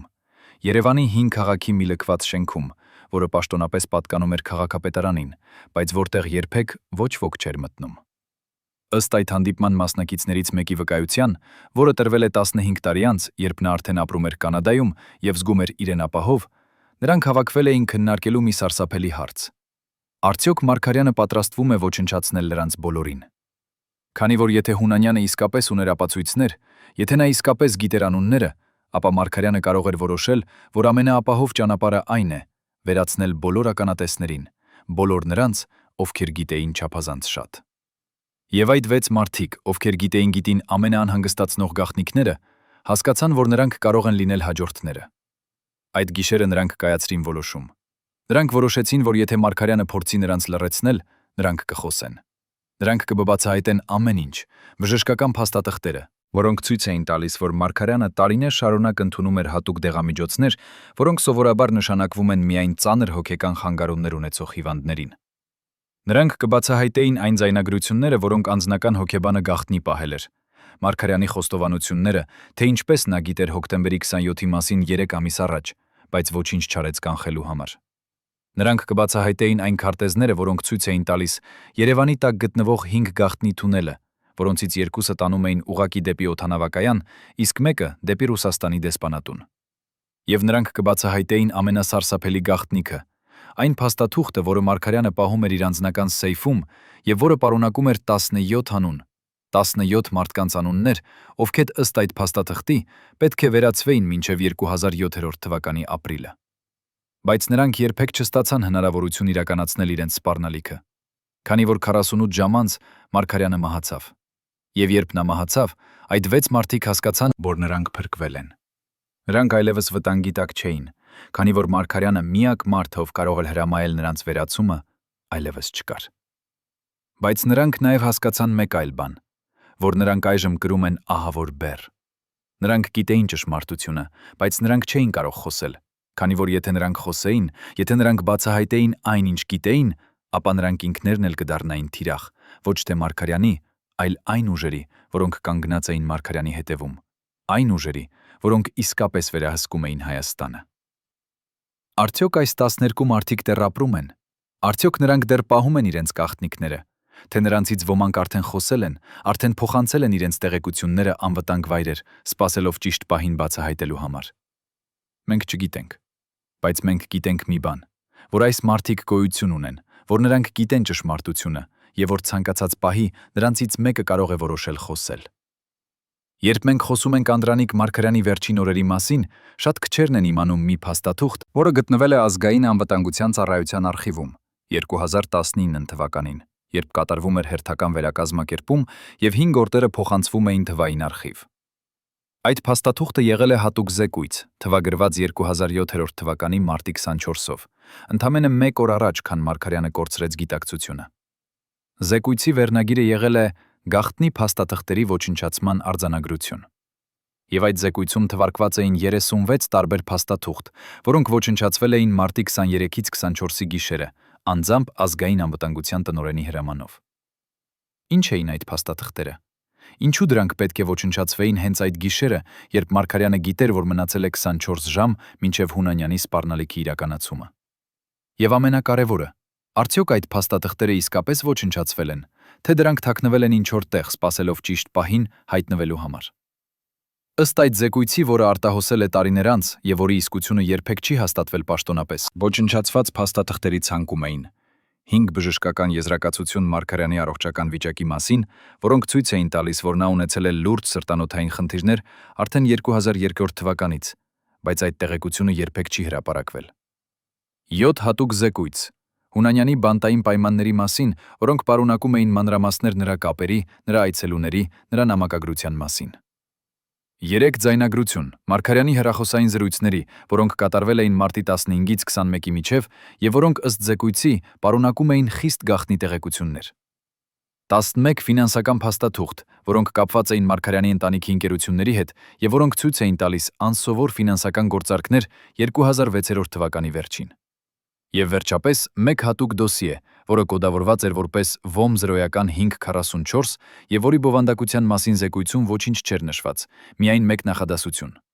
Այս դոսիեն պարունակում է տեղեկություններ, որոնց բացահայտումը կվտանգի ազգային անվտանգությունը։ Ինչ էր այդ դոսիեում։ Ըստ մի աղբյուրի, ով պնդում է, որ տեսել է այդ դոսիեն մինչև դրա ոչնչացումը, այնտեղ եղել են փաստաթղթեր, որոնք ուղղակիորեն կապում էին Մարգարյանին հոկտեմբերի 27-ի հետ։ Ոչ թե որպես կազմակերպիչ, այլ որպես մարդ, ով գիտեր այդ ահաբեկչության մասին առնվազն 3 ամիս առաջ, բայց որոշել էր լռել։ Ըստ այդ աղբյուրի դոսիեում եղել է մի նամակ, որը Մարգարյանը ստացել էր 1999 թվականի հուլիսին, անանուն ուղարկողից, որտեղ նշված էր հոկտեմբերին տեղի կունենա մի իրադարձություն, որը կփոխի ամեն ինչ։ Դուք պետք է պատրաստ լինեք օգտվել այդ իրադարձությունից։ Եւ Մարգարյանը ըստ այդ աղբյուրի պահել էր այդ նամակը, թաքցրել էր այն իր անձնական սեյֆում եւ երբեք չի խոսել դրա մասին։ Բայց երբ հոկտեմբերի 27-ը տեղի ունեցավ, երբ Վազգեն Սարգսյանը եւ Կարեն Դեմիրճյանը սպանվեցին, Մարգարյանը հասկացավ, որ այդ նամակը եղել է նախազգուշացում։ Եվ նա սկսեց վախենալ, որ ինչ-որ մեկը գիտի, որ նա գիտե, բայց լռեց։ Բայց արդյոք այս պատմությունը ճիշտ է։ Արդյոք իսկապես գոյություն ունեցել է այդպիսի նամակ։ Մենք չգիտենք, քանի որ այդ դոսիեն ըստ պաշտոնական տարբերակի ոչնչացվել է մարտի 24-ի գիշերը, այրվել է հատուկ վառարանում եւ դրա մոխիրը ցրվել է։ Բայց ըստ մեկ այլ աղբյուրի, ով աշխատել է ազգային անվտանգության արխիվում, այդ դոսիեն երբեք չի ոչնչացվել։ Փոխարեն այն պատճենահանվել է եւ պատճենը փոխանցվել է մի անվտանգ վայր՝ Ռուսաստանի Դաշնային անվտանգության ծառայության արխիվ Մոսկվայում։ Եվ այնտեղ այն պահվում է մինչև այսօր, սպասելով այն պահին, երբ Մոսկվան որոշի օգտագործել այն որպես քաղաքական լծակ Երևանի դեմ։ Երբ մենք մտածում ենք այս հնարավորության մասին, երբ մենք պատկերացնում ենք, որ Մոր Մարգարյանի ամենամութ գաղտնիքները կարող են պահվել օտար երկրի արխիվում, մենք հասկանում ենք, թե որքան խորն էր այն ցանցը, որի մեջ Մարգարյանը գտնվում էր։ Նա չէր պարզապես Հայաստանի վարչապետ, նա էր մի մարդ, ով կապված էր բազմաթիվ ուժերի հետ, ներքին եւ արտաքին, ով պարտավոր էր հաշվետվություն տալ ոչ միայն Երևանին, այլ նաև Մոսկվային, ով պետք է հավասարակշռեր տարբեր շահերի միջև, եւ ով, երբ այդ հավասարակշռությունը խախտվեց, երբ Հունանյանը սպառնաց բացահայտել ճշմարտությունը, հասկացավ, որ նա կորցրել է վերահսկողությունը։ Եվ այդ գիտակցությունը, այդ զգացումը, որ նա այլևս չի կարող պաշտպանել իր գաղտնիքները, դարձավ այն վերջին հարվածը, որը նրա սիրտը չդիմացավ։ Բայց ամենասարսափելի հարցը մնում է, արդյոք այդ փաստաթղթերը, որոնք ոչնչացվել են կամ թաքնվել են, երբևէ կբացահայտվեն։ Արդյոք մենք երբևէ կիմանանք, թե ինչ էր գրված այդ անանուն նամակում, որը Մարգարյանը ստացել էր 1999 թվականի հուլիսին։ Արդյոք մենք երբևէ կիմանանք, թե ինչ էր պարունակում այդ հատուկ դոսիեն ՎՕՄ 0-544։ Թե այդ գաղտնիքները կմնան հավերժ թաղված պահված օտար արխիվներում, սպասելով այն պահին, երբ դրանք կօգտագործվեն որպես քաղաքական զենք։ Երբ մենք փորձում ենք հասկանալ Անդրանիկ Մարգարյանի վերջին ժամերը, մենք պետք է խոսենք մի մարդու մասին, ով գտնվում էր այդ ժամերին նրա կողքին, եւ ով տեսավ այն, ինչ ոչ ոք չտեսավ։ Այդ մարդը եղել է Մարգարյանի անձնական բժիշկը Արամ Գրիգորյանը, 65 տարեկան կարդիոլոգ, ով ծառայել էր վարչապետին 6 տարի, եւ ով ըստ նրա սեփական խոստովանության, որը նա տվել է 10 տարի անց, երբ արդեն թոշակի էր գնացել եւ ապրում էր Վիեննայում իր դստեր մոտ, տեսավ Մարգարյանի իրական վիճակը, ֆիզիկական եւ հոգեկան։ Գրիգորյանը հիշում է, որ մարտի 22-ին երեկոյան, երբ Մարգարյանը վերադարձավ տուն իր հանդիպումից ազգային անվտանգության տնօրենի հետ, նա զանգահարեց բժշկին եւ խնդրեց անմիջապես գալ։ Գրիգորյանը ասում է, որ երբ նա հասավ, նա տեսավ Մարգարյանին նստած իր աշխատասենյակում, դողացող ձեռքերով, արտահոսող քրտինքով, շնչառության խանգարումով։ Բժիշկը անմիջապես չափեց նրա ճնշումը 190-110, սրտի զարկերը 120 րոպեում, թթվածնի մակարդակը արյան մեջ 91%։ Բոլոր ցուցանիշները վտանգավոր էին։ Գրիգորյանը ասաց Մարգարյանին, որ նա անմիջապես պետք է տեղափոխվի հիվանդանոց, բայց Մարգարյանը մերժեց։ Նա ասաց. «Ես չեմ կարող հիմա հիվանդանոց գնալ։ Եթե ես գնամ, բոլորը կիմանան, որ ես հիվանդ եմ, եւ դա կցույց տա թուլություն։ Եվ թուլությունը հիմա մահ է»։ Գրիգորյանը փորձեց համոզել նրան, բացատրեց, որ եթե նա չստանա անմիջական բուժում, նրա սիրտը կարող է կանգ առնել ցանկացած պահի։ Բայց Մարգարյանը չլսեց։ Փոխարենը նա խնդրեց բժշկին տալ նրան ամենահզոր դեղերը, որոնք կարող էին պահել նրան գործուն մինչև մարտի 25-ը, այն օրը, երբ ըստ նրա ամեն ինչ կլուծվի։ Գրիգորյանը հասկացավ, որ Մարգարյանը խոսում է Հունանյանի սպառնալիքի վերջնաժամկետի մասին, եւ նա հասկացավ, որ Մարգարյանը պատրաստվում է դիմակայել այդ սպառնալիքին, նույնիսկ եթե դա նշանակում էր ռիսկել իր կյանքով։ Գրիգորյանը տվեց Մարգարյանին 3 տեսակի դեղեր. հզոր սրտային դեղ, որը պետք է ընդունել յուրաքանչյուր 6 ժամը 1, հանգստացնող դեղ, որը պետք է օգնել նրան քնել, եւ ցավազրկող դեղ, որը պետք է նվազեցնել կրծքավանդակի ցավերը։ Բայց նա նաեւ նախազգուշացրեց Մարգարյանին, այդ դեղերը չպետք է ընդունել միասին, քանի որ դրանց համակցությունը կարող է հանգեցնել սրտի կաթվածի։ Մարգարյանը ասաց, որ հասկացել եւ խոստացավ հետևել բժշկի հրահանգներին։ Բայց Գրիգորյանը, երբ նա դուրս էր գալիս Մարգարյանի տնից, զգաց անհանգստություն։ Նա զգաց, որ Մարգարյանը չի պատրաստվում հետևել հրահանգներին, որ նա պատրաստվում է անել ինչ-որ այլ բան։ Եվ նա ճիշտ էր։ Մարտի 23-ին առավոտյան Գրիգորյանը ստացավ զանգ Մարգարյանի տնից։ Զանգահարել էր վարչապետի կինը, Լուսինե Մարգարյանը, եւ նա ասաց, որ Անդրանիկը ամբողջ գիշերը չի քնել, որ նա շրջում է տանը, խոսում է ինքն իր հետ, եւ որ նա մերժում է ուտել կամ խմել։ Գրիգորյանը անմիջապես մեկնեց Մարգարյանի տուն եւ տեսավ վարչապետին նստած իր աշխատասենյակում, նայելով պատուհանից դուրս, եւ նրա դեմքը եղել է մոխրագույն, նրա շրթունքները կապտավուն։ Գրիգորյանը անմիջապես հասկացավ, որ Մարգարյանի վիճակը վատթարացել է։ Նա չափեց նրա ճնշումը 210-120, սրտի զարկերը 140 րոպեում։ Սրանք էին կրիտիկական ցուցանիշներ։ Գրիգորյանը կրկին պահանջեց, որ Մարգարյանը անմիջապես տեղափոխվի հիվանդանոց։ Եվ կրկին Մարգարյանը մերժեց։ Բայց այս անգամ Գրիգորյանը տեսավ ինչ-որ այլ բան Մարգարյանի աչքերում, ոչ թե վախ, ոչ թե ցավ, այլ մի տեսակ հանգստություն, մի տեսակ ընդունում։ Կարծես Մարգարյանը արդեն որոշել էր, որ ինչ էլ պատահի, նա պատրաստ է։ Գրիգորյանը հարցրեց նրան, արդյոք նա ընդունել է դեղերը ճիշտ կերպով։ Մարգարյանը պատասխանեց այո։ Բայց Գրիգորյանը նկատեց, որ դեղերի տուփերը գրեթե դատարկ էին, թեև նա տվել էր դրանք միայն 24 ժամ առաջ։ Սա նշանակում էր, որ Մարգարյանը ընդունել էր ավելի շատ դեղեր, քան պետք է։ Գրիգորյանը սարսափեց։ Նա հարցրեց Մարգարյանին. «Քանի հատ դեղ է նա ընդունել»։ Մարգարյանը պատասխանեց. «Բավականաչափ, որպեսզի ես կարողանամ ավարտել այն, ինչ սկսել եմ»։ Գրիգորյանը հասկացավ, որ Մարգարյանը գիտակցաբար գերազանցել է դեղաչափը։ Նա հասկացավ, որ Մարգարյանը փորձում է պահել իրեն գործուն ցանկացած գնով, նույնիսկ եթե դա նշանակում է ռիսկել սրտի կաթվածով։ Գրիգորյանը փորձեց բացատրել նրան, որ դա ինքնասպանություն է, որ նա սպանում է իրեն։ Բայց Մարգարյանը միայն ժպտաց, մի տխուր, հոգնած ժպիտ եւ ասաց. «Բժիշկ, մենք բոլորս մի օր կմեռնենք։ Հարցը միայն այն է, թե ինչպես։ Ես ընտրել եմ մեռնել կանգնած, ոչ թե ծնկի վրա»։ Եվ այդ պահին Գրիգորյանը հասկացավ, որ նա չի կարող փրկել Մարգարյանին, քանի որ Մարգարյանը արդեն կայացել էր իր որոշումը։ Մարտի 24-ին երեկոյան Գրիգորյանը վերջին անգամ տեսավ Մարգարյանին կենդանի։ Վարչապետը նստած էր իր աշխատասենյակում, կարդում էր մի փաստաթուղթ, եւ երբ Գրիգորյանը մտավ, նա բարձրացրեց գլուխը եւ ասաց. «Շնորհակալություն ամեն ինչի համար, բժիշկ, դուք լավ մարդ եք, բայց կան բաներ, որոնք դուք չեք կարող հասկանալ, կամ բեռնել, որոնք դուք չեք կարող կրել»։ Գրիգորյանը ուզում էր հարցնել, թե ինչ նկատի ունի Մարգարյանը, բայց նա չհարցրեց։ Նա պարզապես ասաց. «Խնամեք ձեզ, պարոն վարչապետ», եւ դուրս եկավ։ Հաջորդ օրը, մարտի 25-ին, առավոտյան ժամը 11-ին Գրիգորյանը ստացավ զանգ։ Մարգարյանը կորցրել է գիտակցությունը իր աշխատասենյակում։ Երբ Գրիգորյանը հասավ, շտապ օգնության բժիշկները արդեն փորձում էին վերակենդանացնել վարչապետին, բայց անօգուտ։ Անդրանիկ Մարգարյանի սիրտը կանգ էր առել։ Գրիգորյանը, երբ նա տեսավ Մարգարյանի անշունչ մարմինը, երբ նա հասկացավ, որ ամեն ինչ վերջացել է, զգաց մի տարօրինակ զգացում։ Ոչ թե ցավ, ոչ թե ցնցում, այլ մի տեսակ թեթևություն։ Կարծես մի ծանր բեռ հանվել էր նրա ուսերից։ Քանի որ նա գիտեր, որ Մարգարյանը տառապում էր, որ նա ապրում էր անընդհատ ցավի եւ վախի մեջ, եւ որ մահը նրա համար եղավ ազատում։ Բայց Գրիգորյանը նաեւ գիտեր մեկ այլ բան, որ Մարգարյանի մահը չէր պատահական, որ այն էր այն դեղերի արդյունք, որոնք Մարգարյանը գիտակցաբար գերազանցել էր, որ այն էր այն սթրեսի արդյունք, որը նա ապրել էր վերջին շաբաթներին, որ այն էր այն գաղտնիքների արդյունք, որոնք նա կրել էր տարիներ շարունակ։ Եվ Գրիգորյանը որոշեց լռել այս մասին։ Նա որոշեց չխոսել դեղերի գերազանցման մասին, չխոսել Մարգարյանի իրական վիճակի մասին։ Նա ստորագրեց մահվան վկայականը, սրտամկանի լայնածավալ ինֆարկտ, եւ փակեց այդ գործը։ Բայց 10 տարի անց, երբ Գրիգորյանը արդեն ապրում էր Վիեննայում, երբ նա զգում էր, որ իր սեփական կյանքը մոտենում է ավարտին, նա որոշեց խոսել։ Նա տվեց մի հարցազրույց անկախ լրագրողի, որտեղ նա պատմեց ամեն ինչ՝ դեղերի մասին, Մարգարյանի վիճակի մասին, վերջին զրույցների մասին։ Եվ նա ավելացրեց մի նախադասություն, որը ցնցեց բոլորին։ Անդրանիկ Մարգարյանը չմեռավ բնական մահով։ Նա մեռավ, քանի որ նա ընտրեց մեռնել, քան ապրել այն ստի եւ վախի մեջ, որը նրան շրջապատել էր։ Արդյոք Գրիգորյանի խոստովանությունը ճիշտ է։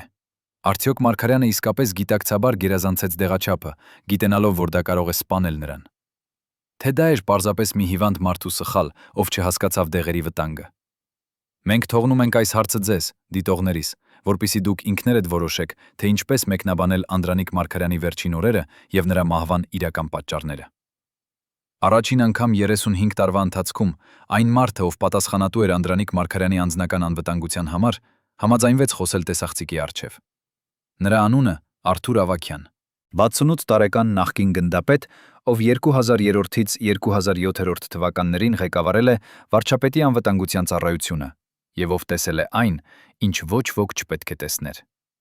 Այն, ինչ նա մեզ պատմում է վերջին շաբաթների մասին, կփոխի ամեն ինչ, ինչ մենք կարծում էինք, որ գիտենք Մարգարյանի մահվան մասին։ Ավագյանը հիշում է, որ մարտի 18-ին երեկոյան ժամը 9 սահմաններում, երբ նա հերթապահում էր վարչապետի տան մոտ, նա տեսավ մի տարօրինակ տեսարան։ Մարգարյանը դուրս եկավ տնից միայնակ, առանց պահակների, առանց վարորդի, եւ քայլեց դեպի այգին, որտեղ նա նստեց մի նստարանի վրա եւ սկսեց խոսել ինքն իր հետ։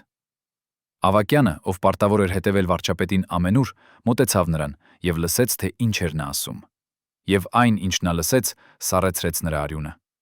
Մարգարյանը կրկնում էր անընդհատ. «Նրանք գալիս են ինձ համար»։ Ոչ թե Հունանյանը, այլ նրանք, իրական տերերը։ Նրանք որոշել են, որ ես գիտեմ չափազանց շատ, եւ երբ դու գիտես չափազանց շատ, դու դառնում ես վտանգ։ Ո՞վ էին այդ իրական տերերը, որոնց մասին խոսում էր Մարգարյանը։ Ավակյանը ասում է, որ նա երբեք չի լսել վարչապետին խոսելու այդպիսի լեզվով, երբեք չի տեսել նրան այդքան վախեցած։ Նա փորձեց հարցնել Մարգարյանին, թե ինչ է նկատի ունենում, բայց վարչապետը միայն նայեց նրան, դատարկ, անհույս հայացքով եւ ասաց. «Դուք չեք հասկանա, գնդապետ։ Դուք մտածում եք, որ ես եմ իշխանությունը Հայաստանում, բայց իշխանությունը ոչ թե այստեղ է, այլ այնտեղ, Մոսկվայում, Լուբյանկայի մութ սենյակներում, որտեղ նստած են մարդիկ, որոնց անունները դուք երբեք չեք լսել, բայց ովքեր որոշում են, թե ով կապրի եւ ով կմեռնի հետխորհրդային տարածքում»։ Ավակյանը ասում է, որ այդ պահին նա հասկացավ, Մարգարյանը խոսում է ռուսական հատուկ ծառայությունների մասին, այն ուժերի մասին, որոնք իսկապես վերահսկում էին Հայաստանը հոկտեմբերի 27-ից հետո։ Եվ նա հասկացավ, որ Մարգարյանը վախենում էր ոչ թե Հունանյանից, այլ այն մարդկանցից, ովքեր կարող էին հրամայել նրա վերացումը, եթե նա դառնար չափազանց վտանգավոր։ Բայց ինչու Մարգարյանը հանկարծ դարձավ վտանգավոր 2007 թվականի մարտին։ Ինչ փոխվեց։ Ավակյանը բացատրում է, որ մարտի սկզբին Մարգարյանը ստացավ մի հատուկ ուղերձ Մոսկվայից,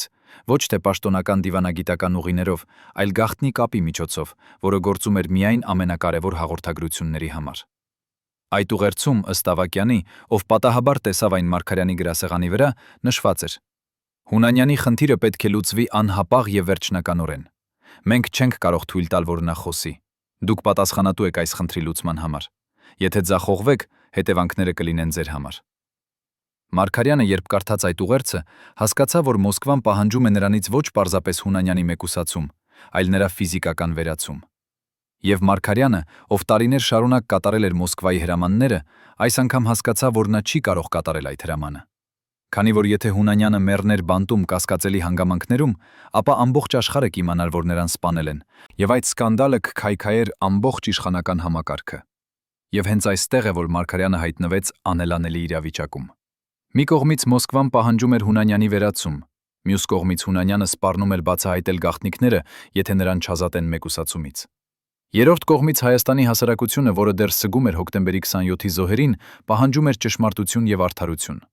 Եվ Մարգարյանը, ով գտնվում էր այս երեք ուժերի կենտրոնում, հասկացավ, որ նա չի կարող բավարարել բոլորին։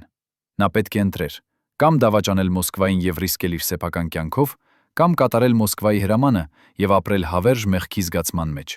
կամ պարզապես հեռանալ այս խաղից, մեկ ընդմիշտ։ Եվ Ավակյանը պնդում է, որ Մարգարյանը ընտրեց երրորդ տարբերակը։ Նա որոշեց մեռնել։ Բայց արդյոք Մարգարյանի մահը իսկապես էր ինքնասպանություն։ Ավակյանը ասում է, որ նա չի կարող հաստատ ասել, բայց նա հիշում է մի մանրամասնություն, որը նրան անհանգստացնում է մինչև այսօր։ Մարտի 24-ին երեկոյան, երբ Մարգարյանը վերադարձավ տուն իր աշխատանքից, նա խնդրեց Ավակյանին թողնել իրեն միայնակ մի քանի ժամով։ Սա անսովոր էր, քանի որ Մարգարյանը միշտ ուզում էր, որ պահակները լինեն մոտակայքում։ Բայց այդ երեկո նա պնդեց, որ ուզում է լինել լիովին միայնակ։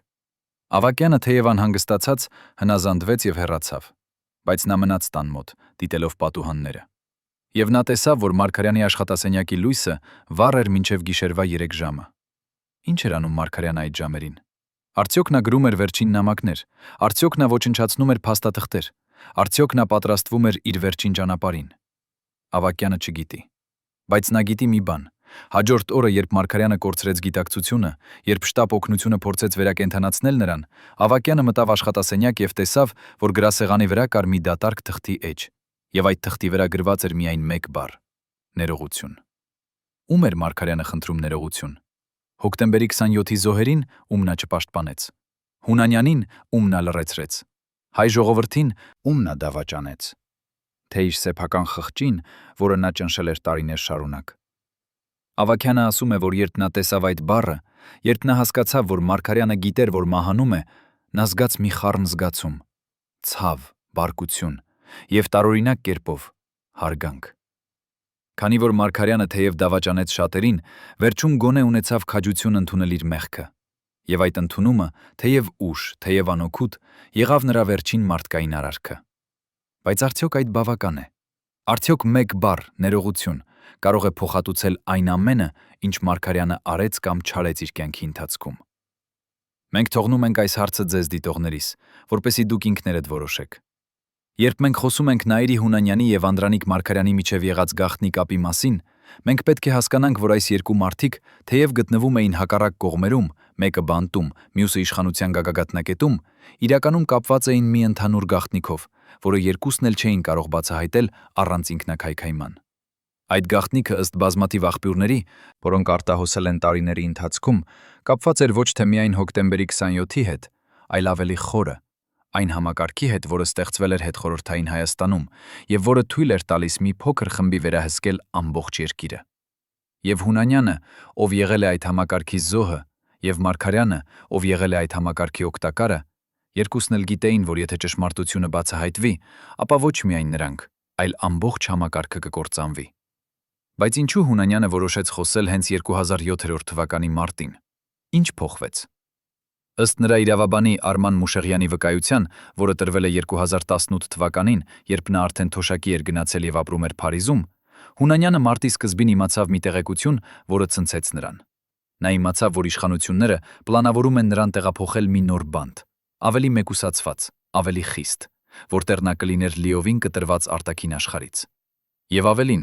նա իմացավ, որ այդ տեղափոխումը պլանավորված է մարտի վերջին, եւ որ այդ նոր բանտում նրան կտեղավորեն հատուկ խցում, որտեղ նա չի կարողանա ունենալ որևէ կապ, նույնիսկ այլ դատապարտյալների հետ։ Սա նշանակում էր, որ Հունանյանը կորցնի իր վերջին հնարավորությունը երբևէ խոսել, երբևէ բացահայտել այն, ինչ նա գիտեր,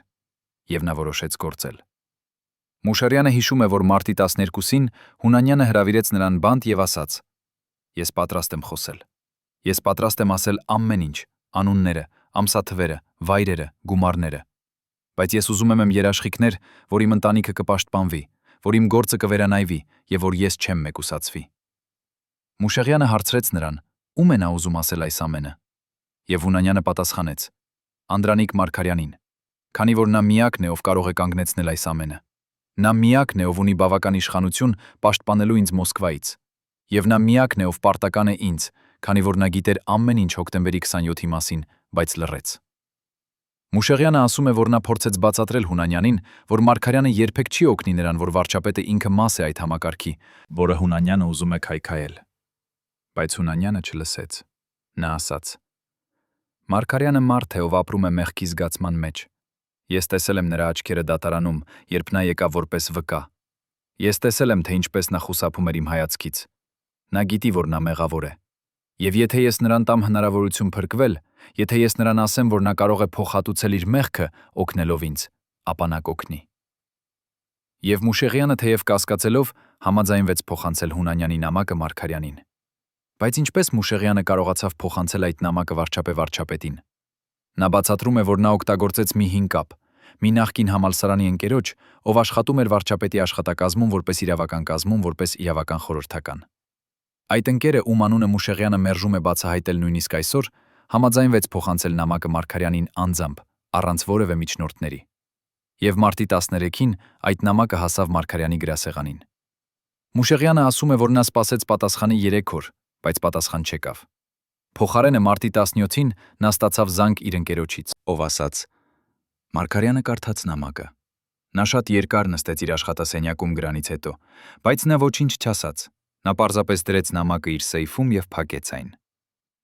Հունանյանը, երբ իմացավ, որ Մարգարյանը չի պատասխանել, որոշեց գրել երկրորդ նամակ, ավելի սուր, ավելի սպառնալից։ Այդ նամակում, ըստ Մուշեղյանի, Հունանյանը գրեց. «Պարոն վարչապետ, ես հասկանում եմ ձեր լռությունը, դուք վախենում եք, բայց ես ուզում եմ, որ դուք իմանաք, ես ավելի շատ եմ վախենում լռությունից, քան մահից։ Եվ եթե դուք չօգնեք ինձ, ես կխոսեմ։ Ես կասեմ ամեն ինչ, թե ինչպես դուք գիտեիք հոկտեմբերի 27-ի մասին, թե ինչպես դուք հանդիպեցիք մեզ հետ 3 ամիս առաջ, թե ինչպես դուք խոստացաք, որ մենք չենք ստանա մահապատիժ, եթե մենք կատարենք մեր մասը։ Եվ ես ունեմ ապացույցներ, ձայնագրություններ, փաստաթղթեր, որոնք ես թաքցրել եմ անվտանգ վայրում։ Եթե ինձ հետ ինչ-որ բան պատահի, այդ ապացույցները կհրապարակվեն»։ Արդյոք այս մեղադրանքները ճիշտ էին։ Արդյոք Մարգարյանը իսկապես հանդիպել էր Հունանյանի հետ հոկտեմբերի 27-ից առաջ։ Արդյոք նա իսկապես խոստացել էր պաշտպանություն ահաբեկիչներին։ Մուշեղյանը ասում է, որ նա չգիտի, քանի որ Հունանյանը երբեք չցույց տվեց նրան այդ ենթադրյալ ապացույցները։ Բայց նա ասում է, որ Հունանյանը խոսում էր այդ մասին այնպիսի համոզվածությամբ, այնպիսի մանրի մանրամասներով, որ դժվար էր չհավատալ նրան։ Եվ երբ երկրորդ նամակը հասավ Մարգարյանին մարտի 19 օրը, վարչապետի վարքագիծը սկսեց կտրուկ փոխվել։ Նա դարձավ նյարդային, փակված, եւ ըստ նրա մերձավորների վկայությունների, նա սկսեց խոսել մահվան մասին։ Մուշեղյանը հիշում է, որ մարտի 21-ին նա ստացավ վերջին զանգը Հունանյանից։ Հունանյանը ասաց. «Ես գրել եմ երրորդ նամակ, վերջնագիրը։ Եթե մինչև մարտի 23-ը Մարգարյանը չպատասխանի, ես կտամ քեզ այն ապացույցները, որոնք ես ունեմ, եւ դու կհրապարակես դրանք»։ Մուշեղյանը փորձեց համոզել Հունանյանին չանել այդ քայլը, բացատրեց, որ դա կվտանգի ոչ միայն Մարգարյանին, այլ նաև Հունանյանի սեփական կյանքը։ Բայց Հունանյանը ասաց. «Իմ կյանքը արդեն վերջացել է։ Ես նստում եմ բանտում ցմահ, բայց ես կարող եմ տալ իմաստ իմ մահվանը, բացահայտելով ճշմարտությունը»։ Եվ Մուշեղյանը հասկացավ, որ նա չի կարող կանգնեցնել Հունանյանին, բայց երրորդ նամակը երբեք չհասավ Մարգարյանին, քանի որ մարտի 22-ի գիշերը, երբ Մուշեղյանի ընկերը պատրաստվում էր փոխանցել այն վարչապետին, նա ստացավ զանգ ազգային անվտանգության ծառայությունից եւ հրավիրվեց անհապաղ հարցաքննության։ Նրան ասացին, որ նա կասկածվում է գաղտնի տեղեկությունների փոխանցման մեջ եւ որ նա պետք է բացատրի, թե ինչու նա կապ ունի Հունանյանի իրավաբանի հետ։ Մուշեղյանի ընկերը վախենալով ձերբակալումից խոստովանեց ամեն ինչ եւ հանձնեց երրորդ նամակը անվտանգության ծառայությանը։ Եվ այդ նամակը փոխարենը Մարգարյանին հասնելու ոչնչացվեց։ Մուշեղյանը ասում է, որ երբ նա իմացավ այդ մասին, երբ նա հասկացավ, որ Հունանյանի վերջին փորձը խոսել ձախողվել է, նա զգաց անօգնականություն։ Եվ երբ մարտի 25-ին նա լսեց, որ Մարգարյանը մահացել է, նա հասկացավ, որ ճշմարտությունը երբեք չի բացահայտվի։ Բայց արդյոք Մարգարյանը երբևէ կարդաց երրորդ նամակը։ Արդյոք նա իմացավ Հունանյանի վերջին սպառնալիքի մասին։ Մուշեղյանը ասում է, որ նա չգիտի հաստատ, բայց նա կասկածում է, որ անվտանգության ծառայությունը նախքան նամակը ոչնչացնելը ցույց տվեց այն Մարգարյանին։ Եվ այդ նամակի բովանդակությունը, այն վերջնագիրը, որը Հունանյանը դրել էր, եղավ այն վերջին հարվածը, որը Մարգարյանի սիրտը չդիմացավ։ Քանի որ Մարգարյանը հասկացավ, որ նա այլևս չունի ելք։ Նա չէր կարող կատարել Մոսկվայի հրամանը եւ սպանել Հունանյանին։ Նա չէր կարող բավարարել Հունանյանի պահանջները եւ ազատել նրան։ Եվ նա չէր կարող շարունակել ապրել այդ անելանելի իրավիճակում։ Այսպիսով, նա ընտրեց միակ ելքը, որը մնացել էր նրա համար՝ մահը։ Արդյոք Հունանյանը զղջաց, որ գրեց այդ նամակները։ Արդյոք նա զգաց պատասխանատվություն Մարգարյանի մահվան համար։ Մուշեղյանը ասում է, որ երբ նա այցելեց Հունանյանին բանտում Մարգարյանի մահից մի շաբաթ անց, նա տեսավ մի կոտրված մարդու։ Հունանյանը նստած էր իր խցում, նայում էր պատին, եւ երբ Մուշեղյանը հարցրեց նրան. «Ինչպես է զգում իրեն», Հունանյանը պատասխանեց. «Ես սպանեցի նրան։ Ոչ ֆիզիկորեն, այլ բարոյականորեն։ Ես դրեցի նրան այնպիսի իրավիճակում, որտեղ նրա միակ ելքը մահն էր։ Եվ հիմա ես պետք է ապրեմ այս մեղքի հետ մնացած կյանքս»։ Եվ այդ օրվանից Հունանյանը լռեց։ Նա այլևս չգրեց նամակներ։ Նա այլևս չխոսեց ճշմարտության բացահայտման մասին։ Նա ընդունեց իր ճակատագիրը՝ ցմահ ազատազրկում, մեկուսացում, լռություն։ Երբ մենք փորձում ենք հասկանալ, թե ինչ մնաց Անդրանիկ Մարգարյանի մահից հետո, մենք տեսնում ենք մի երկիր, որը շարունակեց ապրել այն համակարգի տակ, որը նա օգնեց ստեղծել, մի ժողովուրդ, որը շարունակեց սպասել ճշմարտությանը, որը երբեք չեկավ,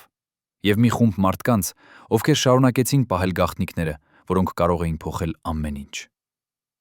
Մարգարյանի մահից հետո Սերժ Սարգսյանը դարձավ վարչապետ, եւ նա շարունակեց այն քաղաքականությունը, որը Մարգարյանը սկսել էր՝ տնտեսական աճ, օլիգարխների հզորացում, կոռուպցիայի խորացում։ Հունանյանը մնաց բանտում, մեկուսացված, լռեցված, եւ նրա գաղտնիքները մնացին թաղված նրա հետ։ Հոկտեմբերի 27-ի զոհերի ընտանիքները շարունակեցին պահանջել ճշմարտություն, բայց նրանց ձայնը մնաց անլսելի։ Եվ Հայաստանը շարունակեց ապրել այն ստվերի տակ, որը ընկած էր երկրի վրա 1999 թվականի հոկտեմբերի 27-ից ի վեր։ Բայց արդյոք այս պատմությունը ավարտվեց Մարգարյանի մահով։ Արդյոք այն գաղտնիքները, որոնք նա կրեց իր գերեզման, մնացին հավերժ թաղված։ Թե կան դեռ մարդիկ, ովքեր գիտեն ճշմարտությունը, ովքեր պահում են ապացույցները, ովքեր սույցները, ովքեր սպասում են ճիշտ պահին խոսելու համար։ 2018 թվականին, երբ Հայաստանում տեղի ունեցավ Թավշյա հեղափոխությունը, երբ հին իշխանությունը տապալվեց եւ նոր ուժեր եկան իշխանության, շատերը հույս ունեին, որ վերջապես կբացահայտվի ճշմարտությունը հոկտեմբերի 27-ի եւ Մարգարյանի մահվան մասին։ Բայց դա չտեղի ունեցավ։ Նոր իշխանությունները թեև խոստացել էին թափանցիկություն եւ արդարություն, չբացեցին հին արխիվները, չհրապարակեցին գաղտնի փաստաթղթերը, չհարցաքննեցին այն մարդկանց, ովքեր գիտեին ճշմարտությունը։ Ինչու՞։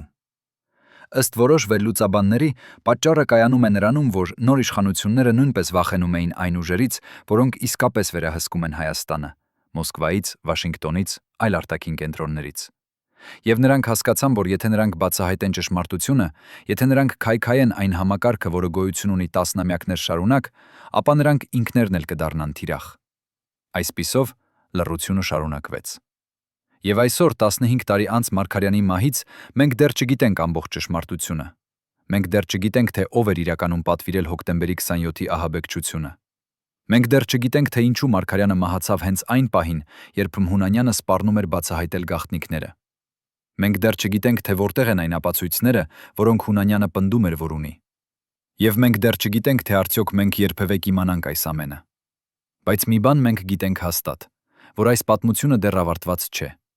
որ այն մարդիկ, ովքեր գիտեն ճշմարտությունը, դեռ ապրում են, դեռ պահում են իրենց գաղտնիքները, դեռ սպասում են այն պահին, երբ նրանք կարող են անվտանգ խոսել։ Եվ որ ցանկացած պահի, ցանկացած օրվա կարող է հայտնվել մի նոր փաստաթուղթ, մի նոր վկա, մի նոր ապացույց, որը կփոխի ամեն ինչ, ինչ մենք կարծում էինք, որ գիտենք։ Եվ երբ այդ պահը գա, երբ ճշմարտությունը վերջապես բացահայտվի, մենք կհասկանանք, որ Անդրանիկ Մարգարյանի մահը չէր վերջը, այլ միայն սկիզբը։ Սկիզբը մի ավելի մեծ պատմության, որը դեռ սպասում է իր պատմողին։